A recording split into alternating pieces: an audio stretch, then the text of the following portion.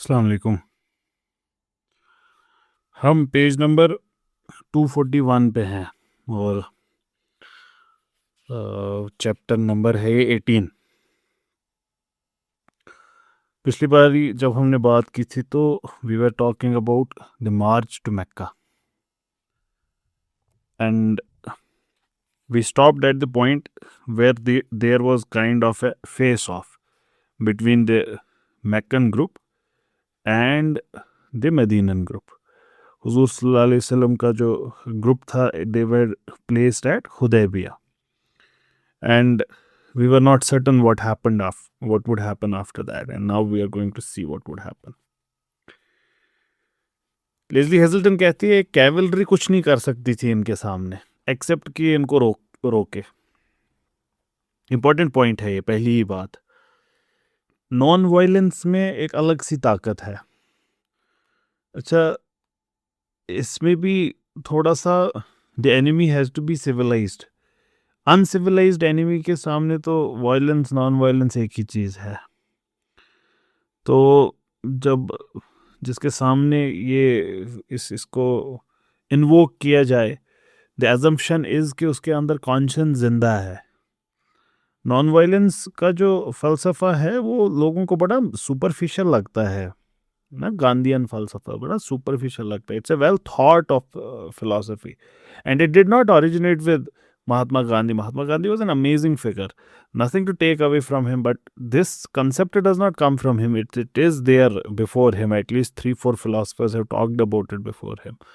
Leo Tolstoy talks about it. Uh, there is one more, the main big figure, civil disobedience के बहुत बड़ी figure है वो. What was his name? Henry David Thoreau. तो थ्योरो उन्होंने बड़ा इस पे काम किया था, सिविल डिसोबीडियंस पे। And these philosophies are explored philosophies. Satyagraha की फिलॉसफी, अहिंसा की, ahimsa together with satya and ahimsa together form a formidable group. तो Gandhi was off and people kind of brush it aside कि इसमें कोई ताकत नहीं है, बट इसमें है। And the fundamental assumption under it is कि जो आपका एनिमी है उसकी कॉन्शियंस जिंदा है। जो उसकी कॉन्शियंस नहीं जिंदा हो तो ये kind of becomes self flagellating and causes much injury. जैसे पैलेस्टीन के केस में यू कैन सी कि lot of people across the world have started to speak against Israel compared to what used to happen in past because of this जो बहुत ज़्यादा asymmetry है between Palestinian civilians and Israeli military। ये इससे होता है। और जब कॉन्शियस जिंदा हो, और नेक्स्ट एजम्पशन इज कि कौम की एज ए होल कॉन्शियस हमेशा जिंदा ही होती है। These would be selected few जिनकी कॉन्शियस जिंदा नहीं होगी। Gandhi ji he acted on that premise कि even if these were a few rulers who would hold India kind of a hostage, and they would hold India, they would suck blood out of India, he still believed that vast masses cannot be like that in Europe, in particular in Great Britain. तो he would invoke their conscience। तो ये इसमें बड़ी ताकत होती है सच्चाई में, ट्रुथ में, and when it is kind of with non violence के साथ जब इसको प्रेजेंट किया जाए। तो उसी बात को कह रही है कि कैवलरी क्या ही करती है ऐसे एक ग्रुप के सामने जो निहत्था है। जब ये यहाँ पहुंचे, ये एक्सपेक्ट क्या कर रहे होंगे? अल्लाह अकबर एंड तलवारें निकलेंगी, bows and arrows would be flying, but instead what are they met with? लब्बैक अल्लाहुम्मा लब्बैक, here I am O God, here I am. That's what they are hearing. So you can't do anything to these people. There is no declaration of war. ये बस एक declaration है उन लोगों की जो कहीं पे इकट्ठा हुए हैं, unarmed, unresisting, and in this case unmoving as well. ये तब तक यहीं रहेंगे जब तक इनको आगे न जाने दिया जाए। That was the announce that was made कि हम वापस नहीं जा रहे। हुजूर सल्लल्लाहु अलैहि वसल्लम ने कहा कि हम आगे ही जाएंगे, जब तक इजाज़त नहीं दोगे हम यहीं पे रुकेंगे। हमें क्या करना है, हमने अपना उम्रा मुकम्मल करना है और वापस निकल जाना है। We have come in peace. लेकिन यही जो ये पीस था, यही तो चैलेंज था मैक्कन्स के लिए। The peacefulness was itself the challenge, कि लड़ने आए होते तो we could have done something. You have come in peace, that's our problem. क्या करें, बड़ी दुविधा है। अब ऐसे मौके पे जो स्क्वाड्रन लीडर होता है वो मुश्किल महसूस करता है खुद फैसला लेने में। मदीनन ग्रुप के लीडर तो साथ है हुजूर सल्लल्लाहु अलैहि वसल्लम, लेकिन जो ये मैक्कन ग्रुप है ये क्या करते हैं, they send some riders back to Abu Sufyan कि हमें बताएं हम क्या करें, ऐसे मामलात है। वो भी ऐसे मौके पे क्या ही करें।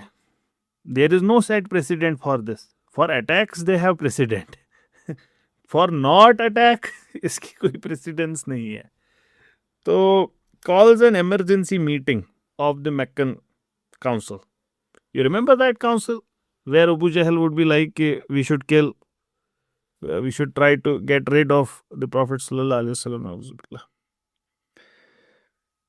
लेकिन क्या करें, they were in such A position कि वो कुछ फैसला ले ही नहीं सकते। इजाजत दे आने की, दे आर डैम्ड। ना अलो करे दाखिल होना तो भी दे आर डैम्ड। और ये जो डिलेमा है इनका कि इनको इजाजत दे पिलग्रिमेज की या नहीं, this was made even worse by the fact कि इनके जो खुद के एलाइज थे, they took the prophet side सल्लल्लाहु अलैहि वसल्लम। उन्होंने कैटेगोरिक कह दिया कि this is not what we have agreed to. हम तुम्हारे एलाई हैं ट्रू, लेकिन ये जो बैतुल्लाह है यहीं पे तुम रोकोगे किसी को आने से, this is not what we agreed to. या तो उनके ग्रुप को आने दो और वी आर लीविंग,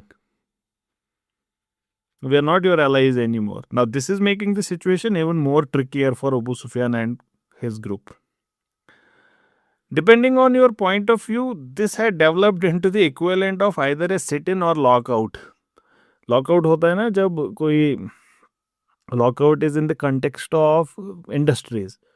जब इंडस्ट्री का जो मालिक होता है he keeps the labour force out, not allowing them inside till they agree to his conditions. And sit-in is when you sit somewhere in protest. So which side are you looking at it from? So it is kind of a sit-in or a lockout. And something had to give. दो में से एक ने तो पीछे हटना था ही। और अबू सुफियान को पता था, और अब तक उसको रियलाइज हो गया होगा कि the one who is going to back off is not going to be the prophet सल्लल्लाहु अलैहि वसल्लम। वो नहीं पीछे हटने वाले।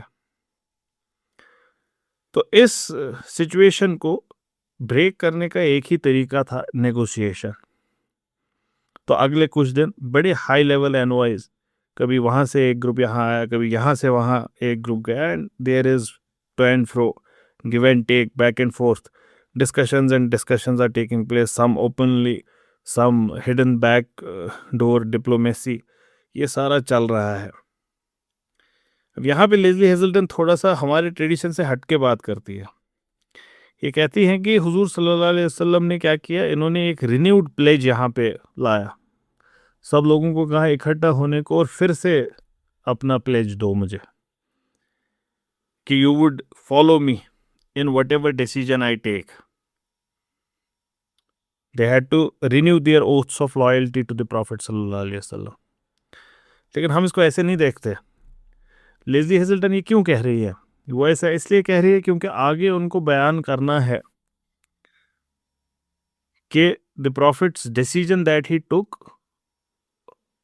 he already anticipated कि ये फेवरेबल नहीं होगा, तो इस वजह से पहले ही इनसे रिन्यूड प्लेज लिया, अब जाके एक अनफेवरेबल फैसला लिया, और पहले प्लेज लिया था तो kind of they had to accept it. लेकिन हम इसको ऐसे नहीं देखते। ये प्रोबेबली बैतुल रिदवान की बात कर रही हैं।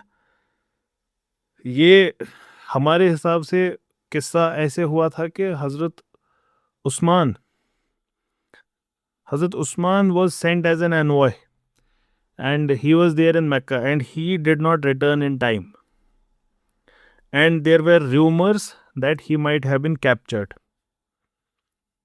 and there were some rumors as well that उनको शायद शहीद भी कर दिया गया है। तो हुजूर सल्लल्लाहु अलैहि वसल्लम ने यहाँ पे प्लेज लिया सबसे कि we are not going to go back till we get him back और टिल वी एवेंज हिम। ये प्लेज था हमारे हिसाब से। ये कोई ऐसे रैंडमली नहीं बुलाया सबको कि अच्छा रिन्यू करो अपने प्लेजेस को।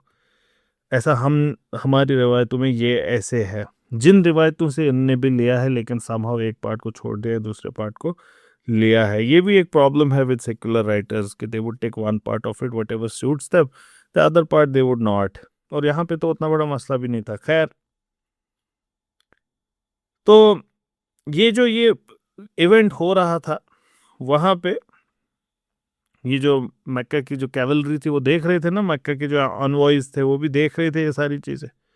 वो वापस रिपोर्ट करते हैं और क्या कहते हैं कि वहाँ पे ना जब वो वापस जाते हैं मक्का, कहते हैं कि this is a phenomena, this is something unheard, हमने देखा ही नहीं है ऐसा कुछ। बाय गॉड, खुदा की कसम, इफ़ द प्रॉफिट सल्लल्लाहु अलैहि वसल्लम अगर वो खांसे के वो थोड़ा सा if spit comes out and a speck of it falls on some of them, he would rub it on his face। अगर वो कोई हुक्म देते हैं, वो उनमें मतलब वो ना they vie and try to outdo each other in carrying that command. They vie to be the first to carry such command.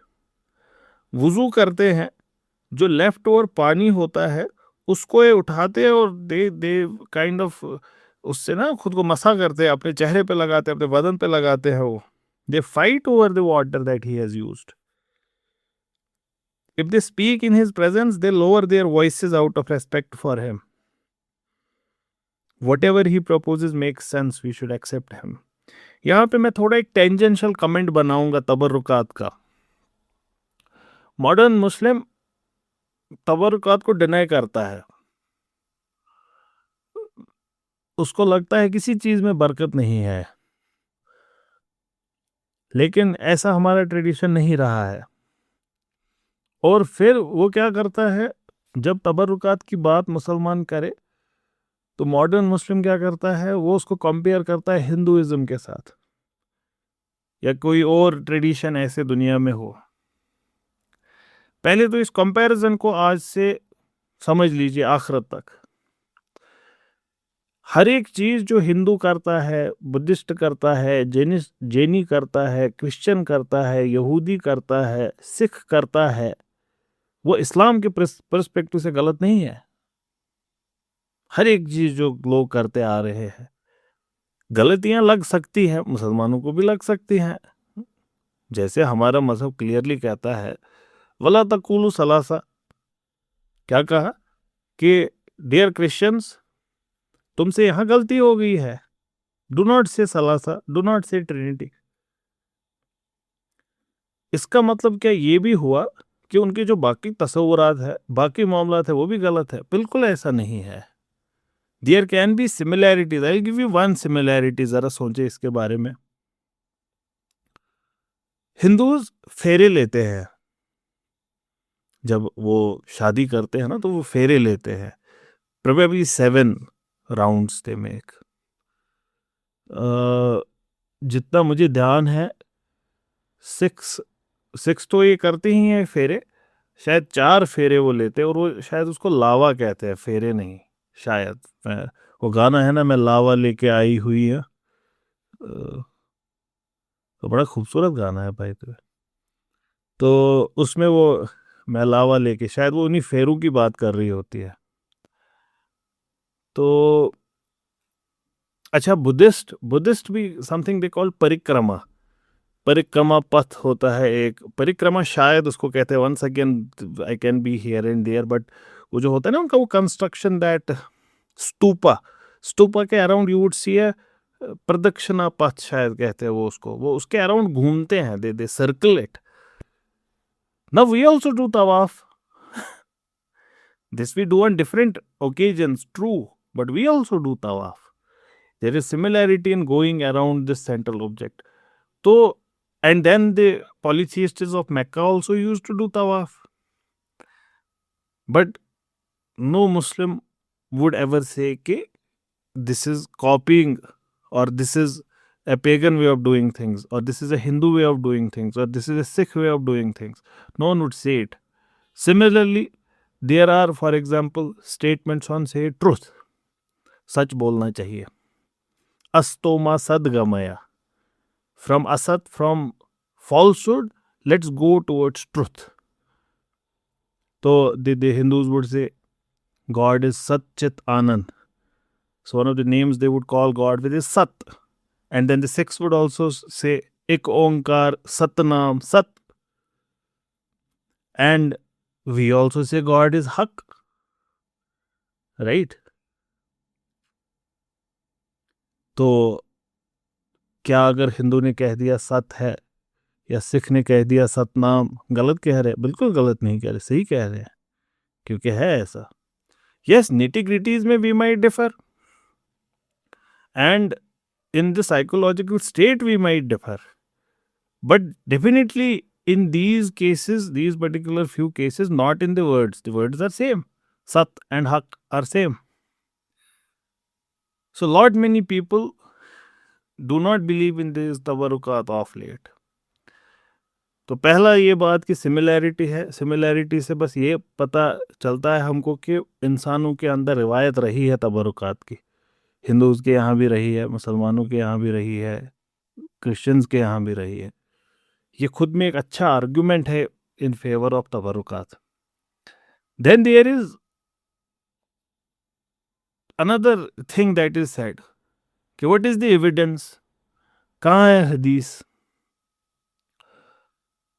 बहुत सारे हदीस बताए जा सकते हैं तबरुकात के बारे में, बहुत सारे. लेकिन मेरा पॉइंट वो नहीं है राइट नाउ कि मैं आपको ये बताऊं चैप्टर नंबर, वर्स नंबर, सही बुखारी का ये वाला हदीस, उस वाले बुक का ये. That is not my point.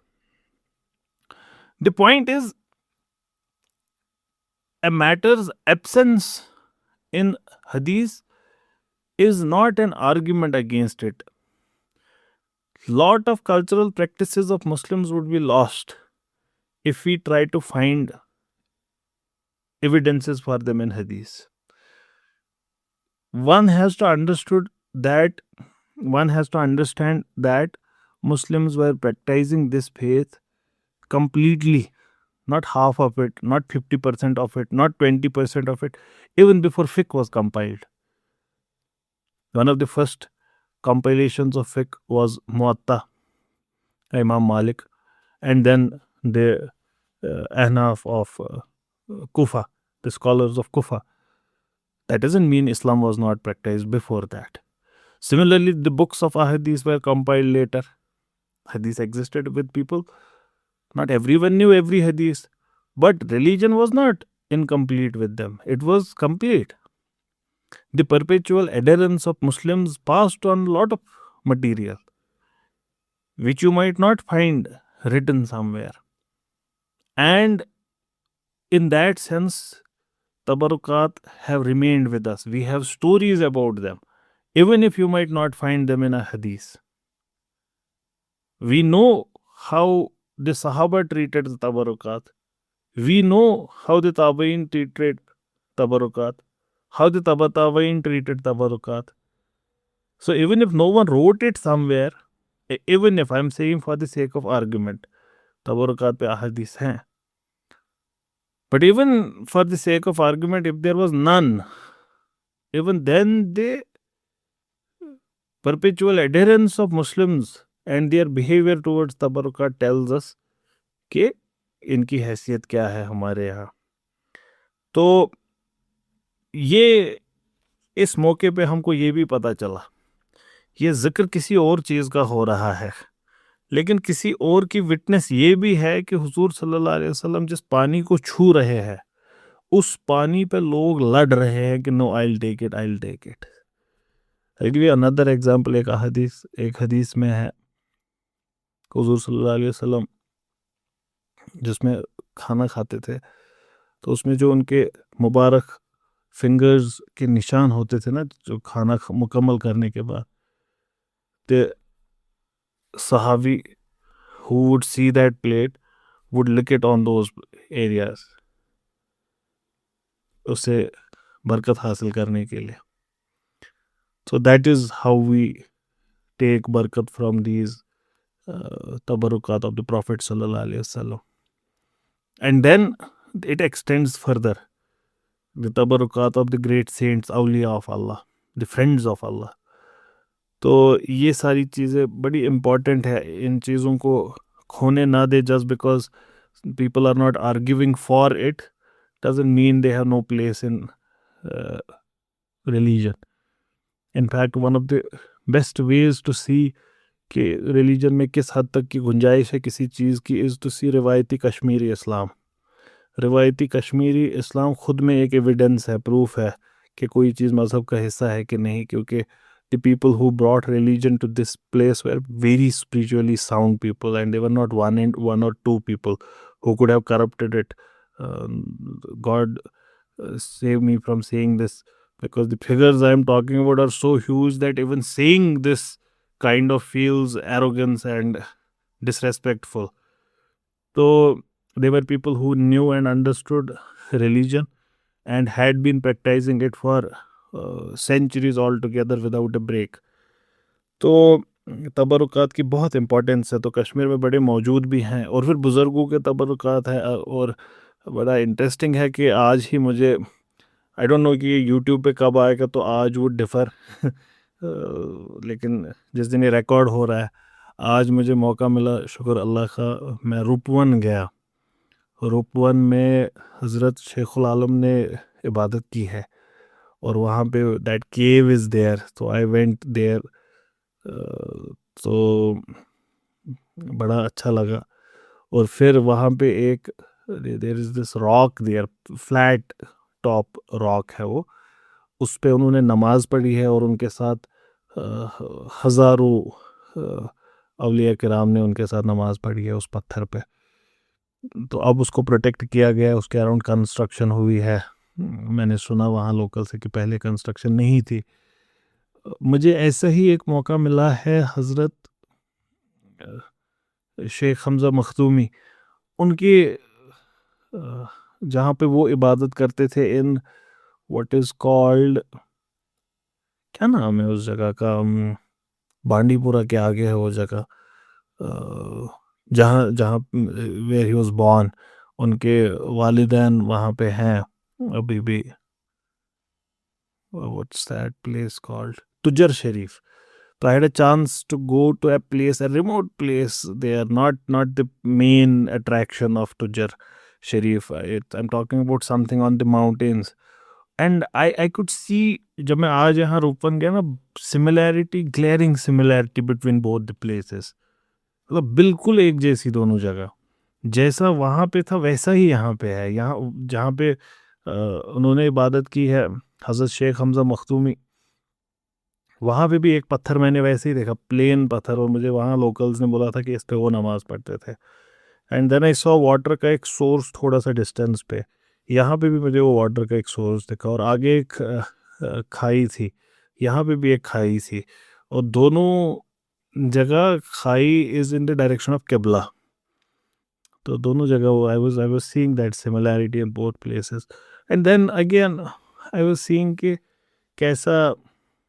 कैसे दुनिया से दूर ऐसी जगहों पे, वेरी रिमोट एरियाज, दुनिया से दूर वो जाते थे ऐसी जगहों पे इबादत करने के लिए. अब दुनिया ही वहीं जा रही है. So you are taking roads to these places.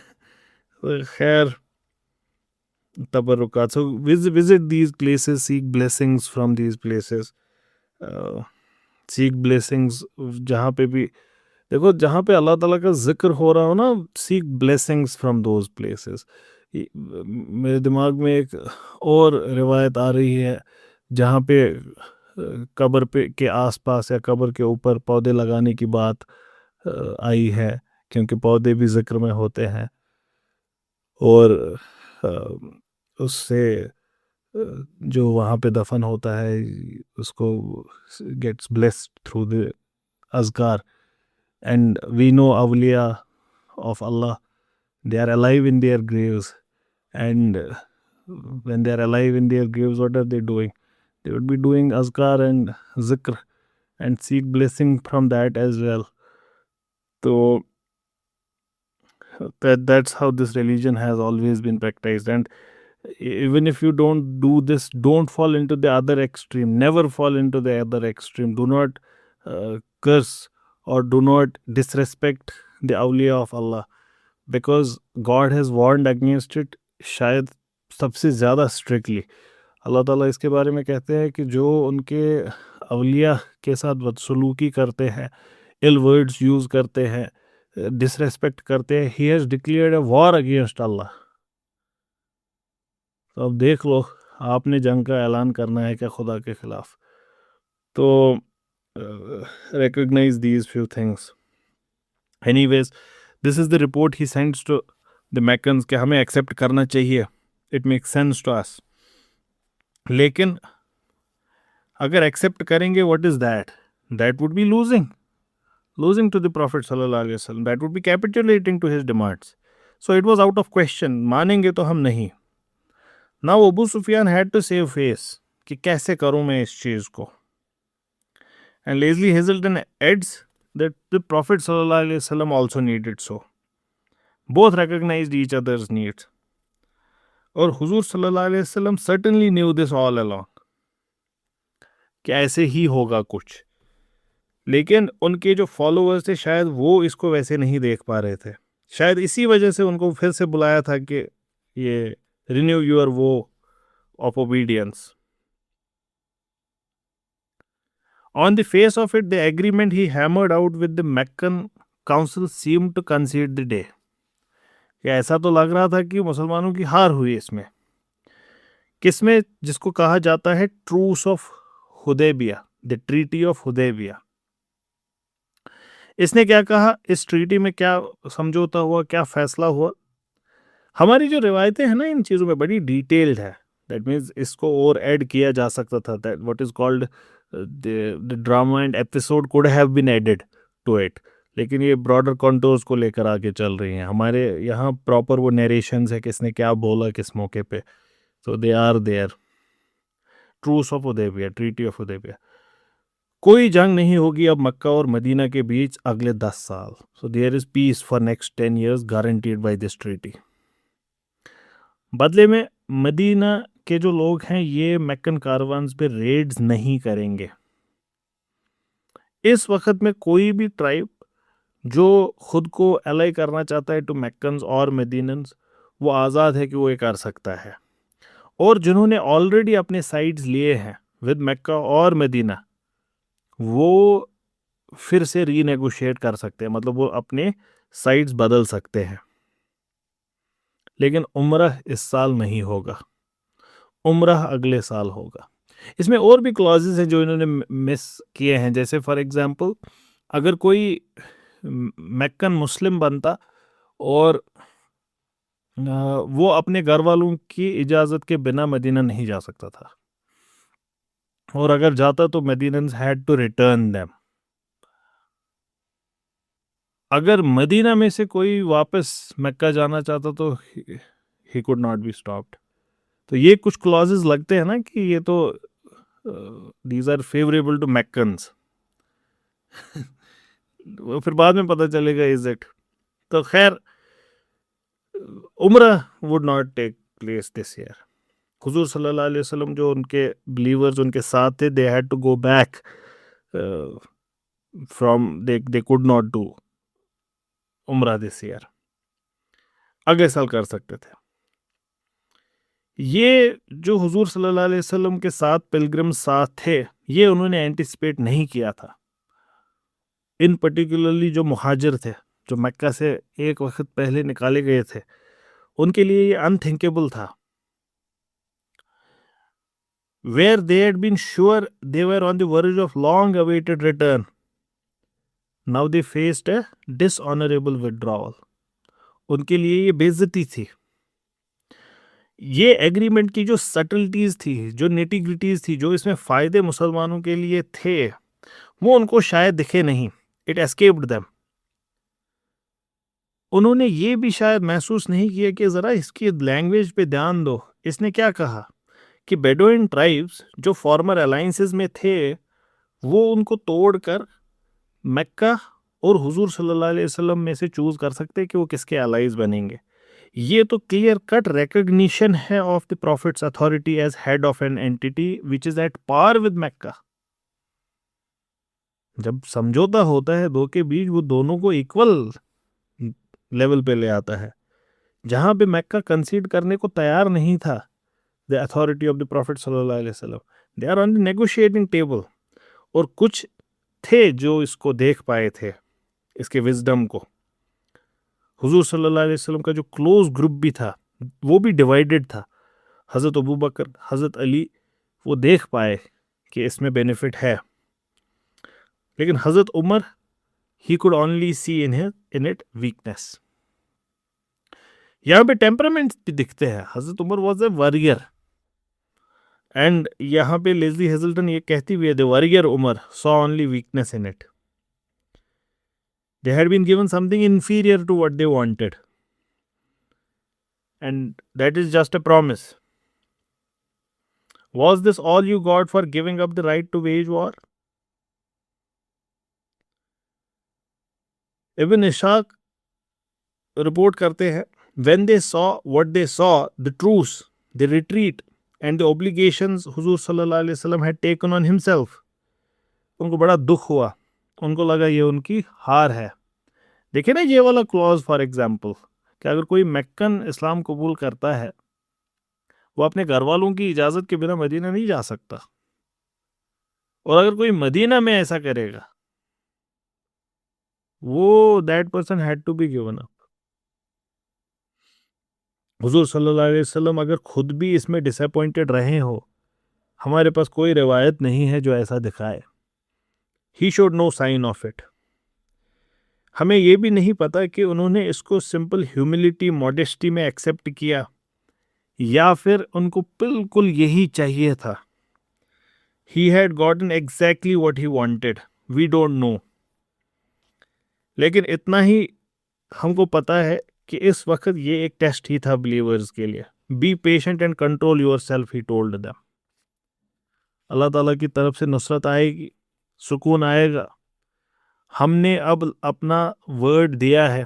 We have given a promise, we have taken a promise, और ये सब हमने in the name of Allah किया है। अब हम अपने वर्ड से वापस नहीं जा सकते, and we can not deal falsely. ये जो लफ्ज़ देना है, इसकी इस्लाम में बहुत कदर है, बहुत बहुत ज़्यादा, जिसकी अहमियत को हम बयान नहीं कर सकते। Your word is your passport in the hereafter, and your word is your passport with respect to your honour and dignity and respect in this world. I remember एक मामला जिससे मैं वाकिफ़ हूँ, जिसमें एक लड़के और एक लड़की, उनकी शादी होनी थी, and for some reason the woman side, जो उनकी फैमिली थी, गर्ल्स फैमिली थी, उनकी साइड से कुछ मामलात हो रहे थे, इश्यूज़ हो रहे थे, जो सबको दिख रहा था कि ये शादी शायद कामयाब ना रहे, और ये शादी शायद वो चाहते भी नहीं हैं।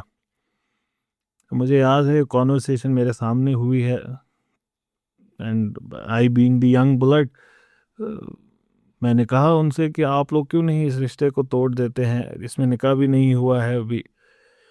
And the person, well aged, could be 70s में, he said he was like surprised how could I even say it, and he was like तौबा तौबा, what are you even saying, मैंने किसी को वर्ड दिया है कि हम ये शादी करेंगे। And I was like, word की इतनी इम्पोर्टेंस।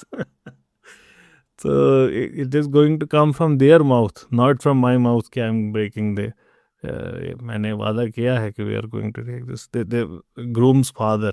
और ये तो निकाह भी नहीं हुआ था। तो कश्मीरी ट्रेडिशन में इसको कहते हैं खुदा रसूल कारून। आप लोग शायद वाकिफ़ होंगे इस टर्म से, खुदा रसूल कारून। तो जब पहले क्या होता है, तो जब रिश्ता पक्का होता है, वो कैसे होता है, कसम खाई जाती है कि रिश्ता पक्का हो गया, and that's enough. And you were saying कि मैंने खुदा रसूल किया है, तो आई कैन नॉट। खुदा रसूल करना का मतलब क्या होता है कश्मीरी में? खुदा रसूल करने का मतलब आई हैव इन्वोक्ड, मैं वो शाहिद है उस चीज़ के जो मैंने बोला है, that God has seen it, the Prophet sallallahu alaihi wasallam has seen it. So I cannot take, मतलब I cannot run away from the word I have given. Now compare that with us. यहाँ अलग अंदाज है, यहाँ छिड़ता नया साज है, हर काम को टाला करते हैं, सपने पाला करते हैं। हम लोग तो we are never able to keep our word. और इसमें तो बदतरीन वो उन लोगों का हाल है जो अब वर्ड देते ही नहीं है। मुझे बड़ा अफसोस होता है, people are not able to commit. मतलब मैं अगर आप में से किसी को कहूँगा कमिट समथिंग टू मी, पता है आपको आपके वर्ड्स क्या होंगे? I try my best. I try my best में बड़ा आसान सा एस्केप रूट है, I tried my best could not happen. मैंने खुद नोटिस किया है, बहुत करीबी जो मेरे होते हैं, जो बड़ी इज्जत भी करते हैं, मोहब्बत भी करते हैं मुझसे, इसमें कोई दो राय नहीं है, मोहब्बत भी है बड़े सारे लोगों के दिल में मेरे लिए, शुक्र अल्लाह का। लेकिन उसके बावजूद मुझे दिखता है कि they are not able to give me word on something.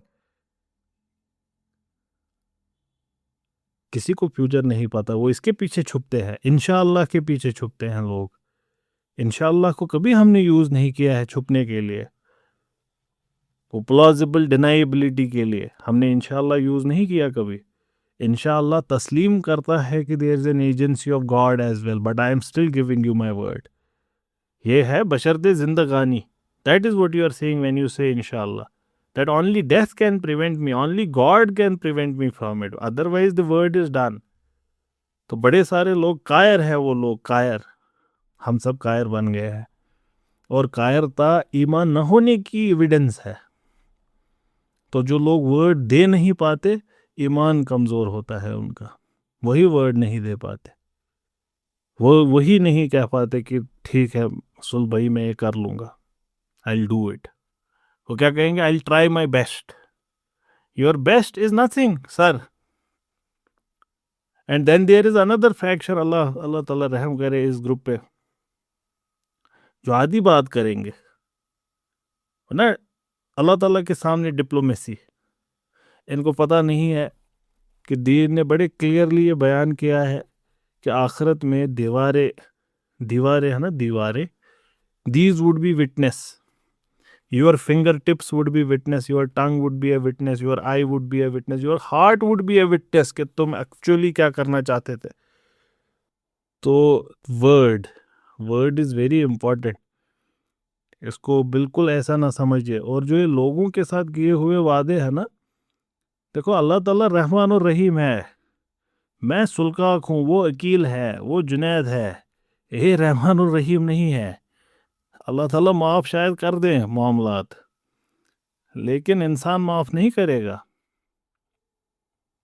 जब आखिरत में कंतारा पे पकड़ेगा ना वो बंदा जिससे कुछ वादा किया था। Commitments are very big thing, commitments are not small, and there are many aspects to commitments. I opened up a few in front of you, but that is tip of the iceberg. ये जो आपकी degrees है, bachelor in civil engineering, bachelor in law, bachelor in medicine and surgery, bachelors in arts, bachelors in social science, ये सारी भी commitments हैं, ये वादे हैं। जब आप कोई कॉन्ट्रैक्ट लेते हैं, आप कह रहे होते हैं कि मुझे बिजली का काम करना आता है, मैं आपके घर के सारे ये वायरिंग करूंगा, ये सारी चीज़ें करूंगा, and then you are not able to keep it because you don't possess the skill और the commitment. Prepare yourself for the fire, prepare yourself for the fire. और उससे ज़्यादा इम्पोर्टेंट ये है कि आप ये समझे कि ये साइंस हैं ईमान न होने की, ये याद रखेगा। If you are not able to give your word, मैं अभी कीपिंग योर वर्ड पे आया ही नहीं, कीपिंग योर वर्ड तो another day. If you are not even able to give your word, ये ईमान न होने की एक अच्छी सिम्टम है, जो वर्ड दे ही नहीं पाता है। तो खुद को इससे बचाए। Courage, courage is very important. Become courageous, we need courageous humans, We need courageous Muslims who can give word. And look at these people, the Sahaba. They give their word to the Prophet. And you must read at least once. हमने शायद जिक्र यहाँ पे किया है, pledge of Aqaba. उसमें क्या commitment दी है, इंसान हैरान हो जाता है कि इनका ईमान किस दर्जे का था. वो वही कर सकता है जिसका ईमान उस दर्जे का होगा, वही कमिटमेंट दे पाएगा. Otherwise you would not be able to commit. निकाह फॉर एग्जाम्पल क्या है, निकाह इज ए कमिटमेंट. उसके उस डॉक्यूमेंट को पढ़िएगा, उसमें आप क्या कह रहे होते हैं.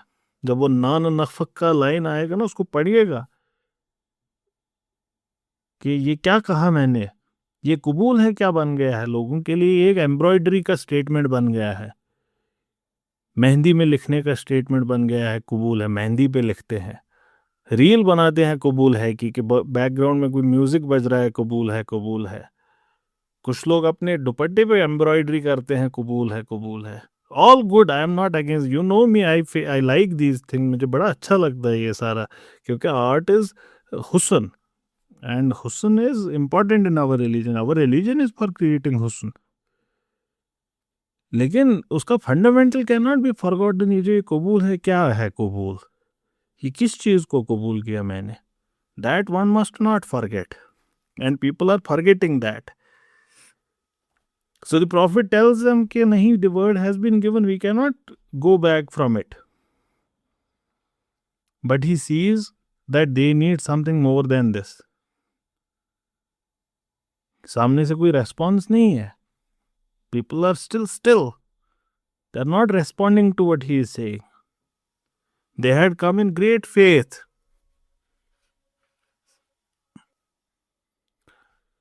So he could see that they needed more. ये बड़ी उम्मीदें लेकर आए हैं ये लोग, इनकी एक्सपेक्टेशंस बहुत हाई हैं. It was expecting too much of them to just tell them कि उठो वापस घर चल रहे हैं. और वो 70 कैमल्स were trailing, जो वो बड़े फैटन कैमल्स थे, सेक्रीफाइस के लिए लाए थे, तो ऐसे ही वापस जाएंगे क्या? No, they would want to do what they had come from. तो अगर मक्का नहीं जा सकते और उम्रह मुकम्मल नहीं कर सकते, तो यहीं पे मुकम्मल करेंगे. हुजूर सल्लल्लाहु अलैहि वसल्लम हुक्म देते हैं कि उठो और कुर्बानी करो, and shave your heads as if the pilgrimage had taken place. But to his surprise and to our surprise and to everyone's surprise, no one responds, no one moves. Leslie Hazleton कहती है, surely they had misheard, कि नहीं ऐसा थोड़ी कहा होगा, उम्रा तो हुआ ही नहीं. कैसे हो सकते हैं वो रिचुअल्स जो मक्का काबा के पास करने हैं, वो यहाँ कैसे हो सकते हैं, कुछ और कहा होगा. ये कौन सा मेक शिफ्ट पिलग्रिमेज है. द प्रॉफिट सल्लल्लाहु अलैहि वसल्लम makes the order second time and then third, and every time a stunned silence. अच्छा, हमारे यहाँ इसकी भी डिटेल्स हैं कि ये कैसे हुआ, क्या हुआ, और फिर हुजूर सल्लल्लाहु अलैहि वसल्लम किन से मशवरा करते हैं, क्या बात आती है, फिर वो क्या करते हैं. तो यहाँ पे डायरेक्टली आगे बात होती है. कहती है Leslie Hazleton, if anger flared in him we would not see that. कोई आउटवर्ड साइन नहीं है of despair. Instead what he does, the prophet सल्लल्लाहु अलैहि वसल्लम, he picks up his dagger. जो खंजर साथ लाए होते हैं हुजूर सल्लल्लाहु अलैहि वसल्लम, वो उठाते हैं और he goes to that particular camel, Abu Jahl wala, the silver nose ringed camel, the pride of the flock, and he takes up and he makes, जो दुआ पढ़ी जाती है ऐसे मौके पे, to plea to God to accept this sacrifice, and then he pushes the animal's head back and hits its jugular vein, slashes it with dagger and cuts its throat, and does his sacrifice. And seeing that the paralysis breaks, जो ये खून आगे बहता है और लोगों के अंदर भी इससे kind of there is praise throughout. एक स्पेल जो थी kind of cast on them, that is thrown away, shattered, gone, and everyone rises. हुजूर सल्लल्लाहु अलैहि वसल्लम एक सहाबी को बुलाते हैं, and he gets his head shaved, and kind of marking the pilgrimage end, and then hundreds of them kind of emulate him. They also repeat it after him. एक सहाबी बाद में बयान करेंगे कि ये मुझे नहीं पता इन्होंने ये रिपोर्ट कहाँ से लाई है, लेकिन वो कह रही है तो हमारे पास कोई रीज़न नहीं है डाउट करने का। होगी, हो सकता है कहीं ये रिवायत कि एक सहाबी ने बाद में फिर फरमाया कि जब सब ने ऐसा किया तो there was lot of hair there, and फिर हवाएं चलने लगी and the hair was taken to Mecca, Kaaba के पास, and it was kind of a sign that God had accepted their sacrifice. वक्त के बाद कुछ वक्त जब बीता तो ये जो ये हुदैबिया की, इसको सुलह हुदैबिया भी कहते हैं, इसको एक स्ट्रेटेजिक मास्टर स्ट्रोक माना जाएगा कुछ वक्त के बाद। देखो, वक्त के बाद ही पता चलता है, उस वक्त थोड़ी पता होती है। यही तो होती है बसीरत। कोई इंसान जो देख पाता है फ्यूचर, ये बहुत इंपॉर्टेंट है और इंटरेस्टिंग भी है। हम में से जो वाइज हैं, विजडम रखने वाले लोग हैं, अक्लमंद हैं, उनमें और हमें फ़र्क क्या होता है? Out of many one of them is कि वो हमसे शायद और दूर का फ्यूचर देख पाते हैं। आप और मैं जब भी किसी चीज़ पे अपना फतवा देते हैं, ट्वीट करते हैं, राय देते हैं, कमेंट करते हैं, हम 2 मिनट में कोई प्रॉब्लम देखते हैं, उसका सोल्यूशन इमीडिएट जो मामले को सॉल्व करे ऐसा देते हैं। लेकिन जिसको अल्लाह ताला ने विजन दिया हो, वो दूर तक देख सकता है। ये इंटरेस्टिंग क्यों है? क्योंकि जब सिविलाइजेशंस गिर रही होती हैं ना, बड़ी सिविलाइजेशंस, उनका गिरना बिल्डिंग के कैटास्ट्रॉफिक फेलियर की तरह नहीं होता कि जिसको आप देख सके। ये इतना स्लो प्रोग्रेस होता है, इतना स्लो होता है कि इसको देखा नहीं जा सकता, इसको विटनेस नहीं किया जा सकता। और वाइज मैन थक जाते हैं बोलते बोलते अपने कौमों को कि गलत रास्ते पे हो, लेकिन वो महसूस ही नहीं हो पाता कि वो गलत रास्ते पे है। इस वजह से हमारे दीन ने हायरार्की को बहुत इम्पोर्टेंस दी है, क्योंकि इसको कबूल ही इसी बलबूते पे किया जा सकता है कि कोई बसीरत रखने वाला शख्स बोल रहा है, कोई विजडम रखने वाला शख्स बोल रहा है, कोई वाइज इंसान बोल रहा है। अदरवाइज बड़ी सिविलाइजेशंस के गिरने की एविडेंसेस उतनी स्ट्रांग नहीं होती उस टाइम जब वो गिर रही होती है। आपको क्या लगता है कि औरंगजेब को बिल्कुल मालूम था मेरी हरकतों से मुगल एम्पायर ख़त्म होने वाला है? बिल्कुल, मतलब अटेस्टेड था ऑन पेपर। नहीं महसूस हुआ होगा, ऐसा लगा होगा कि नहीं, the Mughal empire is reaching its peak. सबसे बड़ा मुगल एम्पायर का जो एक्सटेंट था औरंगजेब ने किया। या फिर क्या ब्रिटिश एम्पायर, उनको लगा होगा कि हमारे जो ये मामलात है, हम गिरने वाले हैं। अगर वो उनको एक्सेप्टेंस होती ना उस चीज़ की सबको, तो वो उसको उसी वक्त ठीक कर लेते। बहुत रेयर है हिस्ट्री में कि लोगों ने किसी चीज़ को गलत जान के किया, बहुत कम ऐसे मौके हैं। ज़्यादातर ऐसा ही होता है कि आपको महसूस नहीं होता कि हम गिर रहे हैं, और वाइज पीपल वो बोलते रहते हैं, लेकिन कोई सुनने वाला नहीं होता। और सुनेगा भी कैसे? एविडेंस होती नहीं है, महसूस हो रहा होता है, दिखता है कि ये फैसले हैं, ये फैसले इन देमसेल्व्स हलाल फैसले हैं, लेकिन ये फैसले जिस डायरेक्शन में ले जा रहे हैं, वो डायरेक्शन दिख जाती है एक ऐसे शख्स को जिसको अल्लाह ताला ने विजन दिया होता है कि वो देख पाता है। इस वजह से बहुत इम्पॉर्टेंट है कि आप समझे हायरार्की की वैल्यू, और इसी को अदब कहते हैं। अदब is to recognize your place in comparison to others, that is अदब, उसी को अदब कहते हैं। And the recognition and presence of अदब inside a society is called अदल, जस्टिस। और जिस सोसाइटी में जस्टिस होगा वही आगे बढ़ेगी, जिस सोसाइटी में जस्टिस नहीं होगा वो आगे नहीं बढ़ेगी। तो इसका मतलब हुआ जिस सोसाइटी में अदब होगा वो सोसाइटी आगे बढ़ेगी, जिस सोसाइटी में अदब नहीं होगा वो पीछे रहेगी। और ये भी बड़ा खूबसूरत है, क्योंकि अदब को हम 2 मायने में ले सकते हैं। जब हम कहते हैं हमारी सोसाइटीज़ में बड़ा बुरा हाल है, हम क्या कह रहे होते हैं? हम कह रहे होते हैं लोगों को गाड़ी चलाने का अदब नहीं है। देखो कैसे स्विट्जरलैंड में लोग गाड़ी चलाते हैं, नो वन हॉन्क्स, यही कहते हैं ना हम। दैट मीन्स अदब नहीं है गाड़ी चलाने का। हम कहते हैं कि हम देखो यहाँ गए थे पोलैंड और देखा हमने कि ये जो पहाड़ियाँ हैं कितनी साफ़ सुथरी है। यहाँ पे गुलमर्ग जाते तो हर जगह पॉलीथीन है। लोगों को अदब नहीं है गुलमर्ग जाने का। हम यही कह रहे होते हैं। अच्छी सोसाइटी को जब हम प्रेज़ कर रहे होते हैं, हम कहते हैं लोगों में अदब है। लोग अपना इनकम टैक्स खुद देते हैं, यहाँ लोग भागते हैं, ही कह रहे होते हैं। And second, it is very interesting, अदब इज़ अ वर्ड फॉर सकाफत एज वेल, कल्चर। अदब हम कहते हैं ना, उर्दू अदब। अदब हम सिविलाइजेशन के लिए भी वर्ड यूज़ करते हैं, तो उनकी सिविलाइजेशन भी विजिबल होती है। तो अदब is very important and it's presence in you is your recognition of hierarchy. So at the moment not many could see कि ये सुलह हुदैबिया हुआ, इसके फ़ायदे होने वाले हैं, ये एक मास्टर स्ट्रोक है। इब्न इसाक बाद में लिखते हैं कि कोई भी कामयाबी इससे बड़ी कामयाबी नहीं थी। Islam had not seen anything bigger than this. इतनी बड़ी कामयाबी नहीं हासिल हुई थी। इससे पहले सिर्फ जंग थी, सिर्फ लड़ाई थी।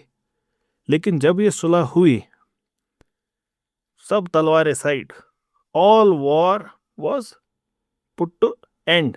और वॉर के साथ जो एसोसिएटेड बर्डन्स होते हैं वो ख़त्म हो गए।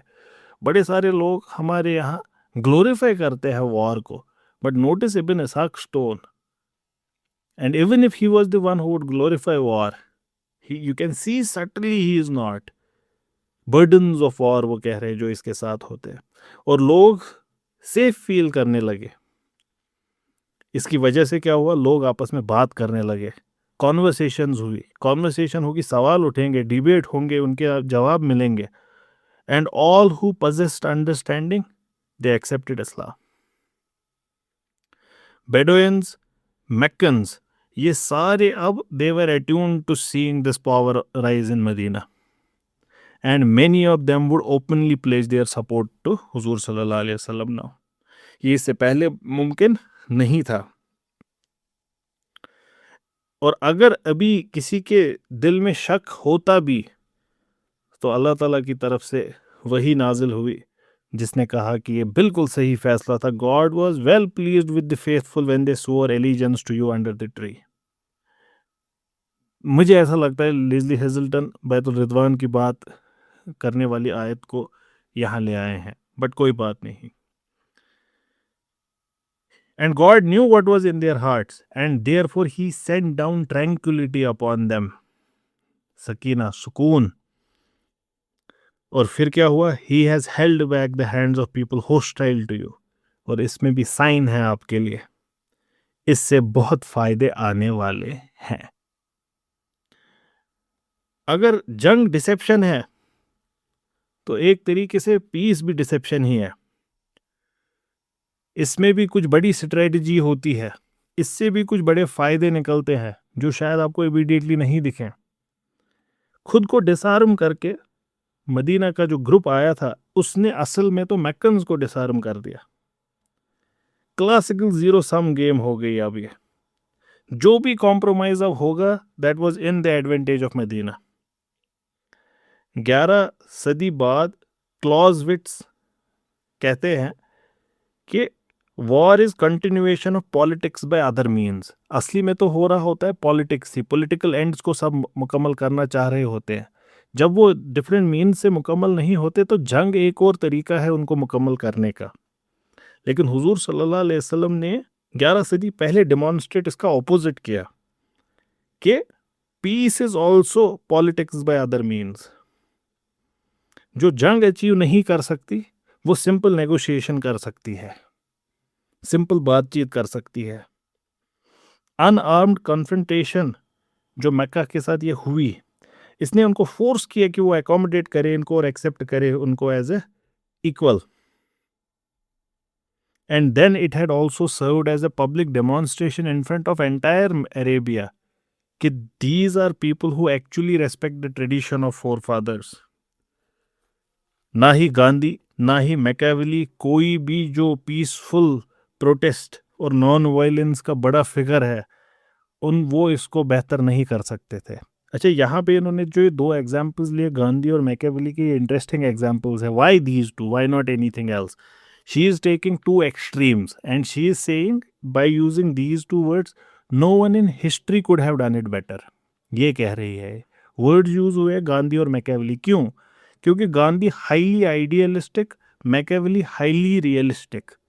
गांधी के बड़े ऊंचे विचार, मैकियावेली इज लाइक दो मारो उनको। मैकियावेली कहते जंग लड़ो, पीटो और मारो और अपना काम करो। Gandhi would be like no, हाथ नहीं उठाना है। तो गांधी बड़े बड़े विचारों वाले इंसान है, बड़े अच्छे मामलात वो ना, वैसे जो सोफिस्टिकेटेड आर्गुमेंटेशन। मैकियावेली भी लाइक कि नहीं मान रहा, पिटो उसको। So then he says neither Gandhi nor Machiavelli, दो भी तरीके दुनिया में एग्जिस्ट करते हैं, वो इस चीज़ को इससे बेहतर नहीं कर सकते थे। हुजूर सल्लल्लाहु अलैहि वसल्लम ने रिवर्स कर दिया था पूरे एंगेजमेंट की टर्म्स को ही। जिस चीज़ को वीकनेस समझते थे लोग, उसको उन्होंने स्ट्रेंथ बनाया। उन्होंने साबित करके दिखाया कि he is as effective unarmed as he is when he is armed. जब जंग लड़ रहे होते तो इफेक्टिव होते हैं, दिखा सबने। लेकिन अब दिखा है कि जब जंग नहीं लड़ रहे होते तब भी इक्वली इफेक्टिव होते हैं। इन्होंने दिखाया कि वो तलवार को जितनी फोर्सफुली यूज़ कर सकते हैं, पीस को भी उतने ही फोर्सफुली यूज़ कर सकते हैं। और यही ड्यूअल एस्पेक्ट है इनकी ज़िंदगी का, जिसने आज तक फॉलोअर्स और क्रिटिक्स दोनों को कंफ्यूज करके रखा है टू हिज रियल पर्सनैलिटी। चाहे 7वीं सदी हो या 21वीं सदी हो, आज भी स्कॉलर्स फ्रस्ट्रेट हो रहे हैं कि किस कैटेगरी में डाले। प्रॉफिट ऑफ पीस और प्रॉफिट ऑफ वॉर कहते हैं, लेकिन किसी को ये नहीं दिखता कि it is not the matter of either और। No, you cannot pigeonhole such a great figure in these small boxes. He is a complex man who is carving a huge profile in history. वो इन दो groups में नहीं आप उनको बंद कर सकते हैं। इनका विजन तो इससे बहुत आगे था। लेस्ली हेजल्टन कहते हैं, vision went beyond seemingly irreconcilable opposites, कि either you are prophet of peace और prophet of war. He wanted to show I am a prophet, I am the prophet, I am prophet of everything. So he had allowed himself to be turned away from Mecca, but he had done so in full knowledge that he was not actually turning away from Mecca. He was completing the first stage of return to Mecca. How would this pan out? We would see in the next session, inshallah.